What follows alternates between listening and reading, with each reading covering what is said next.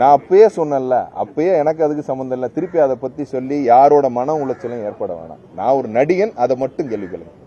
படம் வந்து 5ஆம் தேதி ரிலீஸ் ஆக போகுது. ஒரு கட்சி ஆரம்பிச்சு மாநாடு அறிவிக்க போறாங்க. ஒருவேளை கோட் படம் ரிலீஸ் ஆச்சுன்னா திமுகவுடைய டைட் கொடுப்பாங்களா அப்படின்னு நீங்க எதிர்பார்க்குறீங்களா? ஏன்னா தலைவா படத்துக்கு அதிமுக வந்து பேனர் கிழிப்பு அவங்க ஏன் கொடுக்க போறாங்க? எனக்கு தெரிஞ்சு உதயண்ணா அந்த மாதிரி கேரக்டர் கிடையாது.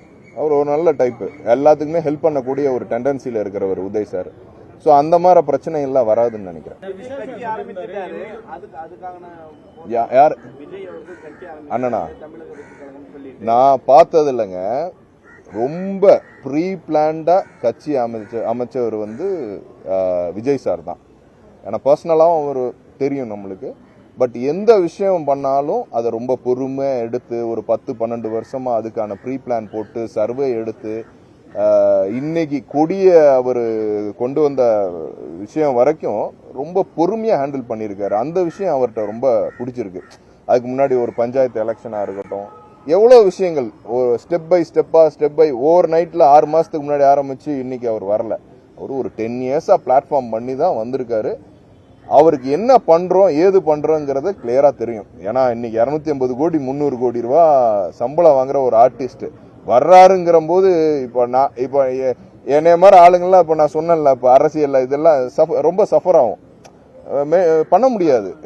ஐயோ சினிமா போயிடுச்சு, அவங்க கூப்பிடல, அவங்க வந்து அந்த கட்சிக்காரங்க வந்து படம் எடுக்கிறாங்க, நம்மளை கூப்பிட மாட்டாங்க, அவங்க அதை சார்ந்தவங்க நம்மளை கூப்பிட மாட்டாங்க அப்படிங்கிற டிஸ்டர்பன்ஸ் எல்லாம் நம்மளுக்கு இருக்கும். பட் அந்த மாதிரி ஒரு இப்போ எப்படி ஒரு கமல் சார் ஆரம்பிச்சு அந்த பேலன்ஸ் பண்ணாரோ, விஜய் சார் அதுக்கு மேல ஒரு படி ஜாஸ்தியா தான் இருக்கும். பிராங்க் எல்லாத்துமே தெரியும், உங்களுக்கு எல்லாத்துக்கும் தெரிஞ்ச விஷயம் தான்.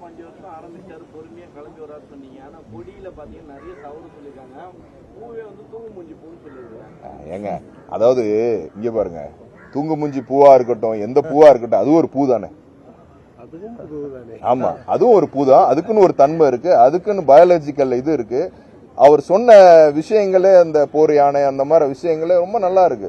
யாருக்குமே எது வந்து காமன், எல்லாமே காமன் தானே இந்திய ப்ராஜெக்ட்.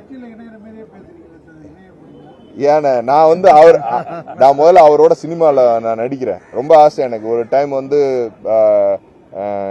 பைரவான்னு நினைக்கிறேன், அதில் நான் பண்ண வேண்டியது படம்.